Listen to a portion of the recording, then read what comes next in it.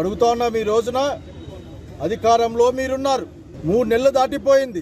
దేవదేవునికి అపచారం జరిగింది అని చెప్తా ఉన్నారు. అపచార నివారణకి మీరు ఏం చేశారు? ఎందుకు సిబిఐతో ఎంక్వైరీ చేయించారు? మీరు నిజమా అబద్ధమో ఎందుకు చేయరు? మీరు ఊరికనే ఎవరైనా సరే కొద్దిగా న్యాయబద్ధంగానో ధర్మబద్ధంగానో ఈ ప్రజాస్వామ్యంలో వ్యతిరేకంగానో మాట్లాడితే వాళ్ళు బెదిరించే ప్రయత్నం చేస్తూ ఉన్నారు. నేను ఒక చిన్న క్లిప్ చూసా. సినిమా వాళ్ళని కూడా ఉపేక్షించేది లేదు. అయితే దీనికి అనుకూలంగా మాట్లాడండి, లేకుంటే ఊరికే ఉండండి. అసలు మేము చూస్తా ఊరుకో. ఏంటిది? Bharatiya Janata party RS agenda అమలు చేయడానికే సీఎం గారు పవన్ కళ్యాణ్ గారు మీరు ఇక్కడ ఉన్నారా? ఈరోజు మీరు బీజేపీ బినామీ పార్టీగా ఇక్కడ ఉన్నారా? చెప్పాల్సిన అవసరం ఉంది. మీరు సనాతన ధర్మం గురించి మాట్లాడుతూ ఉన్నారు. చదవండి, సనాతన ధర్మంలో ఏం చెప్పారో. ఓహని మాకందరికి తెలియజెప్పండి. సనాతన ధర్మం అంటే ఏందో ఒకసారి తెలుసుకుంటాం మేమంతా.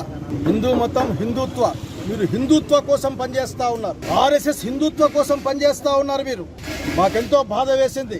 దేవుడికి పెట్టే నైవేద్యాల్లో సరిగ్గా లేవన్న మాట విన్నప్పుడు మాకు బాధ వేసింది. నిజంగా మౌనంగా బాధపడ్డాం మేము. మరి మీరేమో రాజకీయంగా దాన్ని మాట్లాడడం మొదలుపెట్టారు. రాజకీయం తప్ప ఇంకేముంది దీంట్లో?